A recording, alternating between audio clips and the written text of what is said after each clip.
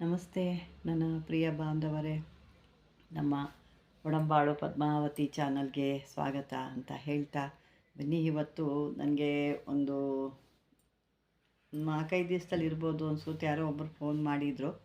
ಮಗುಗೆ ಈ ಥರ ಹುಷಾರಿಲ್ಲ, ಭಾಳ ಸೀರಿಯಸ್ ಇದೆ ಮಗುಗೆ, ಏನಾದರೂ ಮಂತ್ರ ಹೇಳಿ ಅಮ್ಮ, ಅದಕ್ಕೆ ಈ ಥರ ಇಷ್ಟೊತ್ತಲ್ಲಿ ಹಾಸ್ಪಿಟ್ಲ್ ಕೂಡ ಕರ್ಕೊಂಡು ಹೋಗಲ್ಲ, ನಮ್ಮದು ಒಂದು ಹಳ್ಳಿ, ಯಾವುದೇ ರೀತಿ ನಮಗೆ ಒಂದು ಸಲಕರಣೆ ಆಗಲಿ ಅಲ್ಲಿ ಹೋಗಲಿಕ್ಕೆ ಒಂದು ಅನುಕೂಲತೆ ಆಗಲಿ ಏನೂ ಇಲ್ಲ ಈಗ ಇಷ್ಟೊತ್ತಲ್ಲಿ ಅಂತಂದ್ಬಿಟ್ಟು ನನಗೆ ರಾತ್ರಿ ಒಂದು 11-11:30 ಪಾಪ ಫೋನ್ ಮಾಡಿದರು.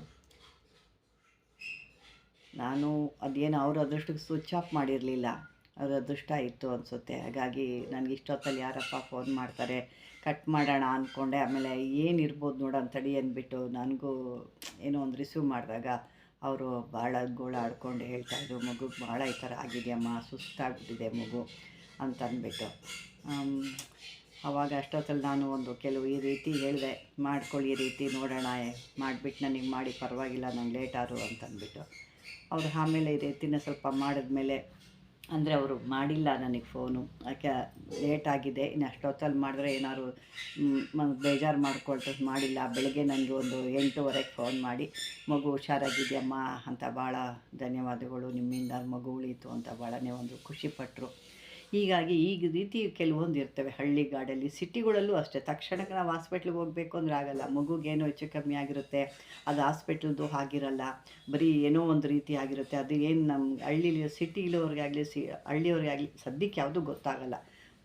ಏನೇ ಹುಷಾರಿಲ್ಲ ಅಂದರೆ ತಕ್ಷಣ ಏನು ಮಾಡ್ತೀವಿ, ತಕ್ಷಣ ವೈದ್ಯರ ಹತ್ರ ಎತ್ಕೊಂಡು ಹೊಡೋಗ್ತೀವಿ, ಹಂಗಿರುತ್ತೆ. ಅದು ಎಲ್ಲ ಅನುಕೂಲತೆ ಇದ್ದರೆ ಪರವಾಗಿಲ್ಲ, ಅನುಕೂಲತೆ ಇಲ್ಲದೆ ದೂರ ಇದ್ದು ಇದು ಸೀರಿಯಸ್ ಆದಾಗ ಅಲ್ಲಿ ಅಷ್ಟು ದೂರ ಹೋಗೋದ್ರೊಳಗೆ ಏನಾದರೂ ತೊಂದರೆ ಆಗ್ಬೋದಲ್ವ ಅಂತ. ಅದಕ್ಕೆ ಅಕಸ್ಮಾತು ಗೃಹಿಣಿಯರು, ನಮ್ಮ ಹೆಣ್ಮಕ್ಳು ಗೃಹಿಣಿಯರು, ಮಕ್ಕಳಿಗೆ ಈ ಥರ ಸಣ್ಣ ಮಕ್ಕಳಿಗೆ ಏನಾದ್ರು ತೊಂದರೆ ಆದಾಗ ಅವ್ರಿಗೆ ಅವರೇ ಮಾಡಿಕೊಂಡು ಮಗುಗೆ ಒಂದು ಅಂಥ ತೊಂದರೆನ ನಿವಾರಣೆ ಮಾಡೋಕ್ಕೆ ನಾನು ಇವತ್ತು ಹೇಳ್ತಾ ಇದ್ದೀನಿ.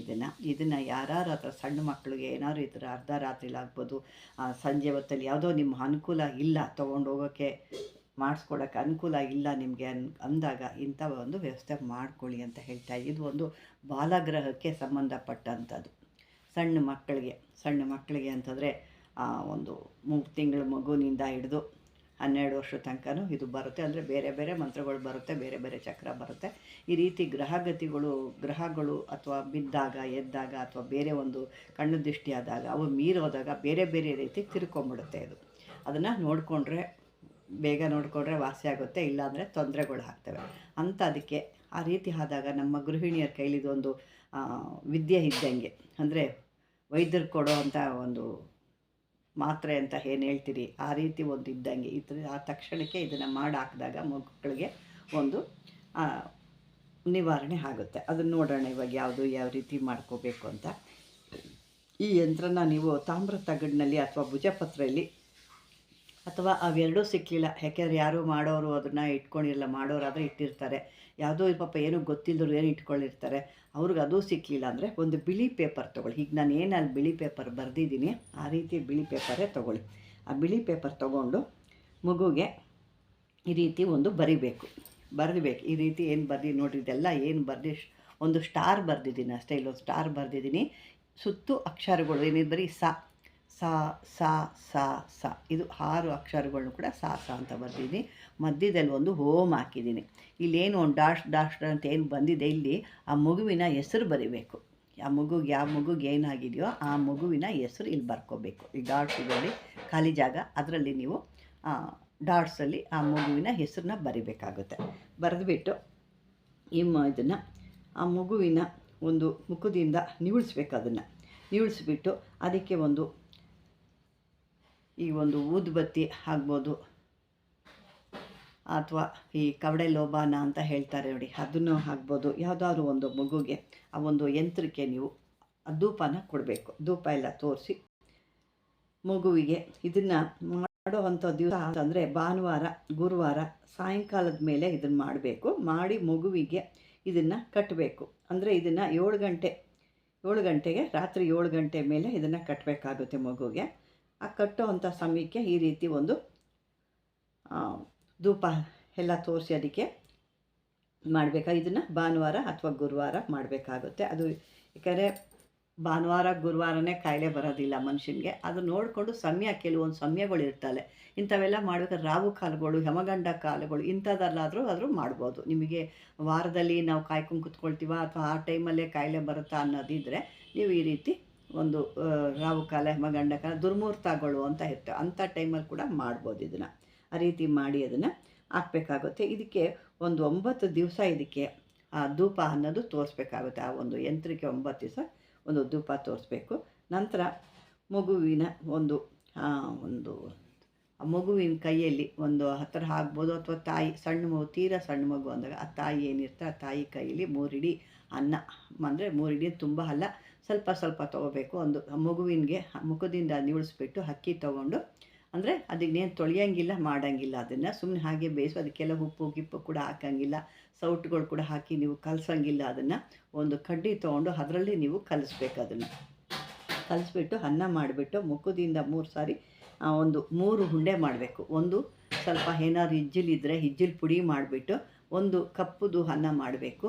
ಇನ್ನೊಂದು ಕುಂಕುಮ ಕಲಸಿ ಒಂದು ಕೆಂಪುದು ಅನ್ನದ ಉಂಡೆ ಮಾಡಬೇಕು. ಇನ್ನೊಂದು ಅರಿಶಿನ ಹಾಕಿ ಒಂದು ಉಂಡೆ ಮಾಡ್ಬೋದು, ಅಥವಾ ಅರಿಶಿನದು ಇಲ್ಲ ಅಂತಂದರೂ ಬಿಳೆದು ಒಂದು ಉಂಡೆ ಮಾಡಿಕರು ನಡೆಯುತ್ತೆ. 3 ಥರದ್ದು 3 ಬಣ್ಣದಲ್ಲಿ ಮಾಡಿಕ್ಬೇಕಾಗುತ್ತೆ. ಅದನ್ನು ನಿವುಳಿಸಿ ನಾಯಿಗೆ ಯಾವುದಕ್ಕಾದ್ರು ಹಾಕ್ಬಿಡ್ಬೇಕು. ಹಾಕ್ಬಿಟ್ಟು ನೀವು ಯಾವುದಾದ್ರು ಒಂದು ದೇವಸ್ಥಾನ, ಆಂಜನೇಯನ ದೇವಸ್ಥಾನಕ್ಕೋ ಅಥವಾ ಈಶ್ವರನ ದೇವಸ್ಥಾನಕ್ಕೋ, ಯಾವುದೋ ಇಲ್ಲ ಅಂದರೆ ಮಸೀದಿ ಕೂಡ ಹೋಗ್ಬೋದು. ದರ್ಗಾ ಅಂತ ಹೇಳ್ತೀವಿ ನೋಡಿ, ದರ್ಗಾ ಅಥವಾ ಮಸೀದಿ ಅಂತ ಹೇಳ್ತೀವಿ, ಅಲ್ಲೂ ಕೂಡ ಹೋಗ್ಬಿಟ್ಟು ಒಂದು ಸಾರಿ ನೀವು ಮಗುಗೆ ಒಂದು ಇದು ಮಾಡ್ಕೊಂಡು ಬಂದಾಗ, ಅಲ್ಲಿ ಒಂದು ತೋರಿಸ್ಕೊಂಡು ಅಲ್ಲಿ ಒಂದು ಮಗುನ ಕರ್ಕೊಂಡು ಹೋಗಿ ಬಂದಾಗ ಆ ಮಗುಗಿರುವಂಥ ಗ್ರಹ ಏನಿರುತ್ತೆ, ಬಾಲಗ್ರಹಗಳು ಇವೆಲ್ಲ ಬಿಟ್ಟೋಗುತ್ತೆ. ಯಾಕೆಂದರೆ ನನಗೆ ಆ ಥರ ಮಕ್ಕಳು ದಿಢೀರಂತ ಆದಾಗ ಯಾರಿಗೂ ಕೈಕಾಲು ಆಡಲ್ಲ, ಒಂಥರ ಭಯ ಬಂದ್ಬಿಡ್ತು, ಏನು ಮಾಡಬೇಕು ಏನಿರುತ್ತೆ ಅಂತ. ಯಾಕೆ ಯಾರ ಮನೆಯಲ್ಲೂ ಈ ಥರ ಯಂತ್ರಗಳು ಪಂತ್ರಗಳು ಕೂಡ ಯಾರು ಇಟ್ಕೊಂಡಿರಲ್ಲ, ಗೊತ್ತಿಲ್ದಿರೋರು ಯಾರು ಇಟ್ಕೊಳ್ಳಲ್ಲ. ಗೊತ್ತಿರೋರಾದರೆ ಮಾಡೋರಾದರೆ ಇಟ್ಟಿರ್ತಾರೆ, ಇಲ್ದಿರೋರು ಏನು ಮಾಡ್ತಾರೆ, ಅಷ್ಟು ರಾತ್ರಿಲಿ ಎಲ್ಲಿ ಅಂತ ಕರ್ಕೊಂಡೋಗಿ ತೋರ್ಸೋಕ್ಕಾಗುತ್ತೆ. ಹಾಗಾಗಿ ಈ ರೀತಿ ನೀವು ಆ ದಿಢೀರಂತ ಆ ಥರ ಮಕ್ಕಳಿಗೆ ಏನಾದ್ರು ಆದಾಗ ಮಾಡಿ.